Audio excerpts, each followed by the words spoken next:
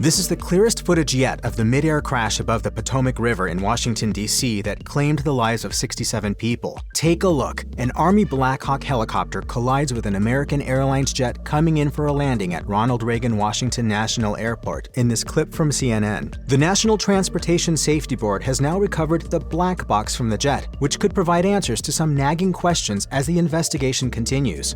Our mission is to understand not just what happened, but why it happened. American Airlines Flight 5342 left Wichita, Kansas for Washington, D.C. at 6:39 p.m. on January 29th. By the time the flight was approaching the D.C. airport at about 8:42 p.m., air traffic control redirected it from one runway to another, a standard procedure. Air traffic control contacted the helicopter and tried to redirect it away from the path of the passenger jet. This is where things get unclear. The Blackhawk didn't veer away from the jet's path and instead raised its altitude above its mandated 200 feet, and the two collided in a ball of flame. It's the deadliest plane crash in the U.S. since 2001, and several major questions about the incident remain unanswered. Audio records indicate that air traffic control and the Blackhawk were in communication leading up to the crash, even within 30 seconds of it happening. Take a listen. The controller asks the helicopter's crew if they have a visual on the jet, and when they don't get a response, they tell the Blackhawk to pass. Pass 25, get the CRJ in flight.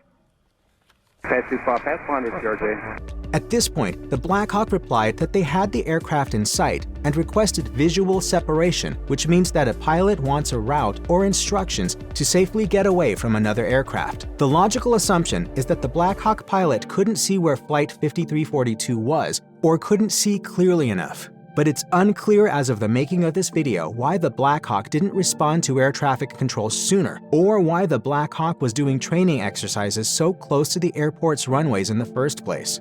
In February 2024, a group of U.S. senators warned that the Senate Commerce Committee's decision to shuttle more flights to Ronald Reagan Washington National Airport was a profoundly reckless decision because the airport's runway is already the busiest in the country. Fast forward to the recent disaster, and NBC News reporting that the airport was having staffing problems, and that staffing on the night of the flight was, quote, not normal. In fact, across the entire United States, the number of air traffic control staff dropped by 9% from 2011 to 2023. On NBC News, a former NTSB investigator said that there was one air traffic controller on duty on the night of the crash, not two. Typically, you have a controller dedicated to helicopters, another one dedicated to planes on this very, very busy and congested traffic. Beyond the staffing issue, it's unclear if there were any other issues in the control tower that contributed to the crash, but expect more to be revealed as investigators search the black boxes for clues.